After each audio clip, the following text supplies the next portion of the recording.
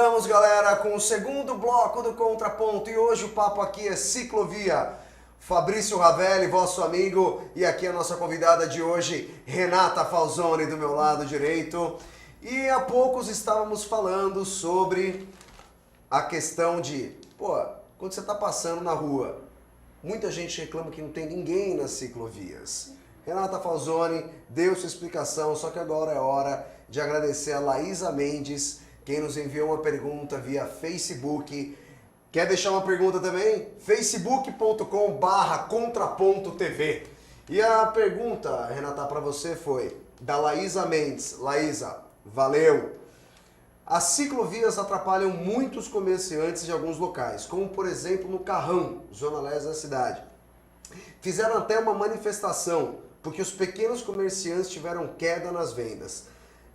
Não houve falta de planejamento, Renata? Pergunta da Laísa Mendes. Essa questão da falta de planejamento, não houve falta de planejamento. Agora, vamos falar sobre a questão do comércio, né? Você tem, tudo bem, eu não vou dizer que uma ciclovia vai atender o comércio de quem está na indústria automobilística. De fato, aí é uma coisa que não compete. Mas uma das coisas que é mais super provada é que quando o ciclista é um cara que passa devagar na frente de uma vitrine, olha, para, e se ele tem infraestrutura para estacionar, ele compra e leva. E se a loja está preparada para receber esse ciclista, se a coisa for muito pesada, manda entregar para o cara. Então, assim, todo um reavivamento do comércio europeu ao longo só para você ter uma ideia, um PS, sabe quanto que o cicloturismo, que é muito urbano na Europa, gira por ano no continente europeu? 44 bilhões de euros. Então, se você imaginar, não, o ciclista ele não consome, como é que pode? O cicloturismo está girando 44 bilhões de euros na Europa. Aí a Alice vai falar assim, porra, mas isso é na Europa. Não. Pega, desde que foi criada a ciclofaixa de lazer, aqui nessa primeira região que nós estamos aqui no Parque de Ibirapuera, esses primeiros comerciantes ao fim de semana não abriam no domingo, começaram a abrir e em pouco tempo dobraram o seu faturamento unicamente por causa do domingo na ciclofaixa de lazer. Eu não vou dizer que o carrão vai aumentar com ciclista na porta deles, mas nós estamos falando num comerciante de um tipo de produto que é aquele voltado para a indústria automobilística. Você tem alguma... Então, só para finalizar, se para um que se deu mal, você pode fazer hoje as pesquisas em relação hoje a essa infraestrutura escolar está passando, o quanto vários negócios começaram a lucrar por conta da circulação de ciclistas lentos, olhando pelas vitrines e com vontade de parar e conversar, e que se forem bem-vindos no sentido de ter bicicletário, no sentido de ter eventualmente desconto porque você chega de bicicleta e ter um atrativo. Quer dizer, Carrão se deu mal? Que pena. Muitos outros se deram melhor. Quer dizer, é um movimento. Mas agora, esse dado que você está dando, muitos outros se deram melhor. Na sua opinião, a grande maioria está se dando melhor e é uma minoria que está sendo prejudicada? Isso são dados reais? Eu questiono o quanto essa minoria está realmente sendo... Porque, veja bem, se um estabelecimento comercial depende da privatização do espaço público para o seu lucro, a gente tem que questioná-lo. Eu não sei como é o caso desse Carrão, mas se eu tenho uma oficina que eu trabalho com carro na rua e trabalho com os meus funcionários na rua, por que eu não estou pagando aluguel daquela área? Né? Então, se você tem um negócio que depende da privatização do espaço público para o seu lucro, eu como cidadã que não estou tendo benefício do uso daquela área, posso questionar. Concorda? Quando você acha que os ciclistas... Você concorda comigo? Não sei se você entendeu o que eu estou falando. Entendi, em absoluto. Assim, sinceramente, se eu não tenho espaço no meu escritório, está muito pequeno, então eu vou lá na frente da minha casa, no meu escritório, e boto um sofá, uma mesa e começo a trabalhar na rua, eu posso? Não. Então por que o cara pode lavar o carro, arrumar o carro, fazer mecânica? Porque aquele espaço que culturalmente a nossa sociedade imagina que possa usar para ser estacionado, ele também pode ser usado para beneficiar aquele comerciante que está lá na frente. Você acha que esse debate, Renata, é um debate no começo do nosso programa, você usou um termo que, não, na verdade, a questão da bicicleta é o geral, é o todo. Eu não estou olhando a parte dos ciclistas, é o geral. Você acha que pensando dessa maneira, você está favorecendo só os ciclistas? Não. Ou você está pensando em São Paulo? Veja bem, eu estou pegando 80% do espaço público da cidade de São Paulo, o espaço público de São Paulo, ele é dedicado a carro. Ou para estacionar, ou para circular. Carro. Muito pouco sobra para o ser humano. A gente tem que imaginar que 1/3 só das viagens são feitas por carros, por veículo individual. 33% dos deslocamentos são feitos em calçadas inexistentes e o resto em transporte público. Então, se você somar transporte público com os pedestres, você vai ter 67% de todas as viagens são feitas ou em transporte público ou a pé exclusivamente. E você tem 80% da área pública para quem está no carro. Então você tem um desequilíbrio enorme aí. Então quando você começa a resgatar aquela área usada para estacionar o carro que não está beneficiando absolutamente ninguém, só o proprietário daquele carro, que está parando, que não está causando fluidez, e resgata esse espaço para que uma população consiga voltar a andar na rua com segurança, para um pedestre com deficiência física ande na ciclovia. Quer dizer, você está fazendo uma linha, um eixo vetor de circulação de pessoas, onde antes só tinha um benefício para uma pessoa parar um carro ali.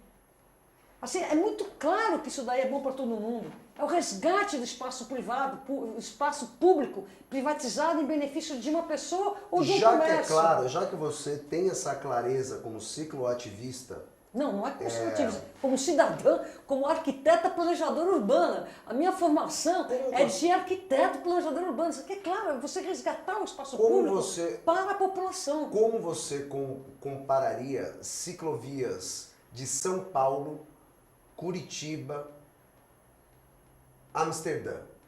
Faz um comparativo. Boa Até pergunta. porque Boa pergunta. tudo... Eu primeiro não posso deixar, veja bem, São Paulo é uma megalópole de 30 milhões de habitantes, sendo que a cidade tem 10 milhões. Curitiba tem o quê? 4, 5 milhões? Amsterdã tem quanto? O país não tem isso. Né? Então você tem uma densidade demográfica diferente. Eu preferia comparar com Tóquio, por exemplo. Eu posso comparar com Tóquio, porque eu já pedalei em 28 países, eu conheço muito o que é mobilidade. Você sabe qual é a grande diferença entre esses lugares? É a responsabilidade civil de quem está dentro de um veículo nesses lugares. Então, São Paulo, você tem uma esmagadora... Mas eu gostaria que você ficasse nessas. Na estrutura cicloviária? Isso. Não, Curitiba é uma cidade que não tem.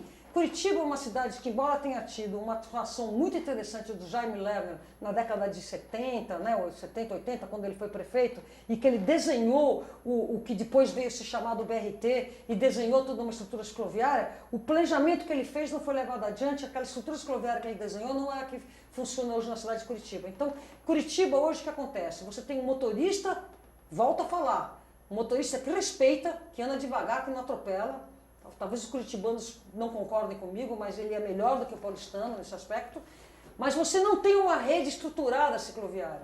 Então você está aqui pedalando, ela some, de repente volta, quer dizer, você não tem uma ligação, uma conexão. São Paulo está conectado ainda e poderia estar melhor se tivesse sido realmente colocado aquilo que você pretendeu. A gente sabe muito bem que Curitiba, se tudo ocorrer como eles estão planejando... Você perguntou hoje. Vai ser... Em 2016 vai ser o maior centro cicloviário. Hoje ainda não está conectado. Hoje é menor, né? A cidade é menor. Ainda não está conectado, mas você divide as ruas com o motorista menos afoito.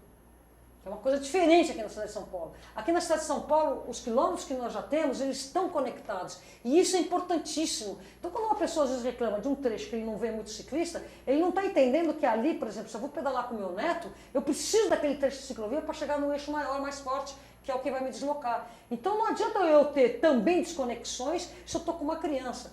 São Paulo, hoje eu não consigo levar uma criança. Em Amsterdã eu consigo. Em Amsterdã eu consigo. Por quê? Porque você tem, além de ter toda uma rede, você tem um motorista que tem medo de fazer qualquer tipo de agressão com o seu carro em cima de um ciclista. Diferente da Alemanha, porém. Deixa eu só ficar Porque lá nessa. é presumed guilty. O que é? Os Países Baixos, você atropela, você vai para cadeia, você vai responder na cadeia. Ah, mas o cara passou, ele estava bêbado, estava de noite, sem lanterninha. Não importa. Se você não foi prudente o suficiente para evitar uma colisão, você estava armado de um carro... Não é educação, é impunidade neste caso. Não. No caso, os motoristas lá... Presume-te guilty, você atropela, você está errado. Ou seja, você vai responder eles criaram o hábito disso. O motorista criou-se um hábito disso. Impunidade jurídica. Ou seja, aqui no Brasil você não tem dolo no crime de trânsito. Crime de trânsito, o camarada atropela. Se você está a fim de assassinar alguém, atropele. Ir de volta, vai ter o testemunho que for. Você sai como culposo. Nunca você vai ser julgado como você assassinou usando um carro como arma. Ou seja, você debata um pouco argumente um pouco isso que eu vou falar. As ciclovias foram implantadas a qualquer custo. Sem, de repente, o que a Laísa Mendes fala da questão do planejamento.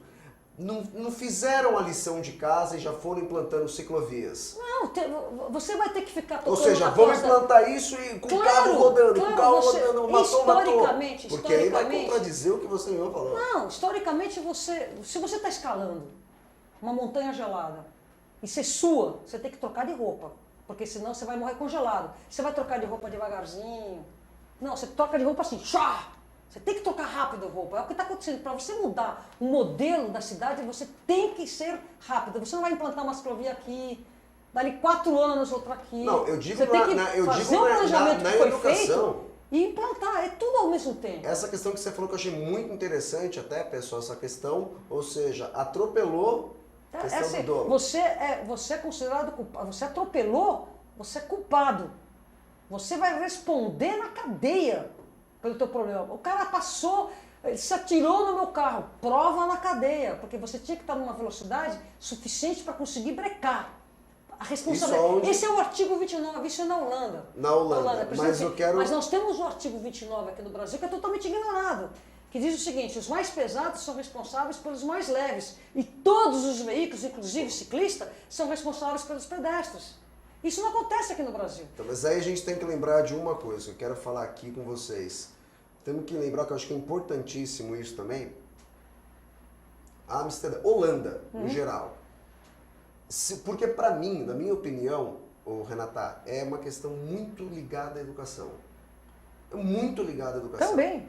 Ou seja, hoje, por isso que eu questionei, quero que você argumente ainda mais sobre essa questão da educação. Holanda, 5,7% do PIB investido em educação. Brasil, para quem acha que o Brasil não investe em educação, pasmem, o Brasil investe muito. O Brasil investe 5,9% do PIB em educação, 53º no ranking do PISA, que é a ferramenta... Mas nós estamos falando de investimento. Então, investimento, ou seja... e temos o pior desenvolvimento, enquanto a Holanda está em 10º lugar. E investe 0,2% do PIB em educação. Você sabe agora, da Holanda? É por isso que eu estou querendo questionar o que é com você.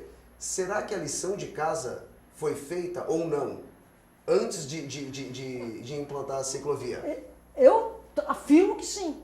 Afirmo que sim, porque tem debate. Primeiro que foi plano de governo Eu não quero politizar essa questão, porque eu não tem nada a ver com o prefeito. Mas foi... Não, concordo, sim, concordo com mas você, não vou entrar assim. Quem elegeu o prefeito atual, que eu não votei nele, eu não votei nesse prefeito, mas eu me lembro muito bem que ele fez a campanha de governo dele, ele falou de fazer estrutura escroviária.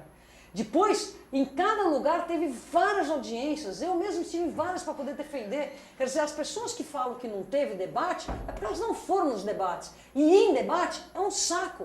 É em dia de semana, é no horário. Pública, é na subprefeitura. Mas eu quero voltar num ponto que você falou, que é muito interessante. O PIB, sabe quanto que é o PIB da Holanda? Quanto que investe do PIB da Holanda em saúde? A Holanda estava investindo 8, 9%.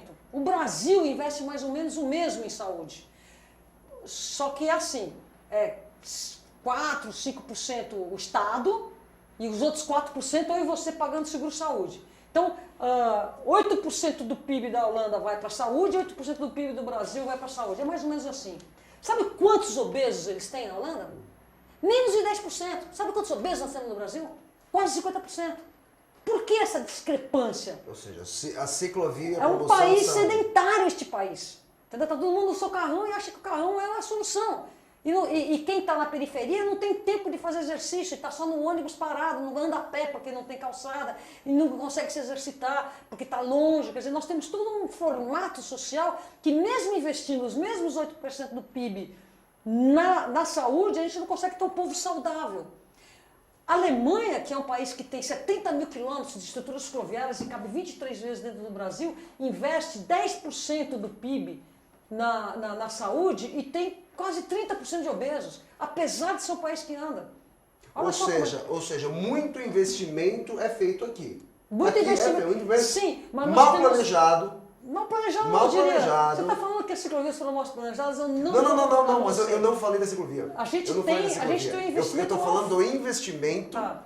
Do investimento, mas é que tá, não na ciclovia. Porque a gente está querendo... A gente quer sarar, mas injetando doença no cara. Então você investe para sarar um doente e você deixa ele sedentário, você deixa ele... Mas aí as questões, qual a questão? É a calçada doente e a gente injetando uma ciclovia que pode ficar doente porque ela ainda muito mal implantada. Você concorda com isso? Não concordo, porque ou na você sua tem que opinião ter é necessária? É necessária. E é ótimo que venha o pedestre nessa ciclovia. Às vezes é complicado você dividir o espaço com o pedestre numa estrutura cicloviária, mas esse cara tem que começar em algum lugar. Esse cara tem que se sentir seguro. Tem que começar. Porque se você não tem gente na rua, não vai ter ninguém. A classe média paulistana não anda, não conhece a cidade. O único lugar dessa cidade que você vê inclusão social é na ciclovia. E você não vai entender o PIB do cara pela bicicleta, porque quem começa a pedalar pega a bicicleta que estava sobrando na garagem. Você percebe o PIB do cara pela barriga, porque ele está pedalando, porque ele está sendo mandado pelo médico, não porque ele quer. Entendeu? Então você vai na ciclovia da Faria Lima, do Pinheiros, esses lugares todos, você vê... Eu reconheço os caras, né? Porque eu circulo nesse meio social. Outro dia eu peguei um cara que era um banqueiro, um crápula, que roubou muito dinheiro aí. Falei, porra, fulano, até você com uma bikezinha de quinta. E o cara pedalando, o médico me chamou, tudo. Quer dizer, o único lugar. Exato. O médico me chamou. Então você vê, a cidade de São Paulo é uma cidade segregada. As pessoas ficam dentro daquele carrinho, isso filme, não divide nem o elevador, né? Nem o elevador. Agora tá todo mundo pedalando. Segura o pensamento. Vamos lá. Nós vamos para o último intervalo e daqui a pouco vamos falar da tua grana, da nossa. E vamos falar muita coisa legal. Até daqui a pouco, galera. Até já.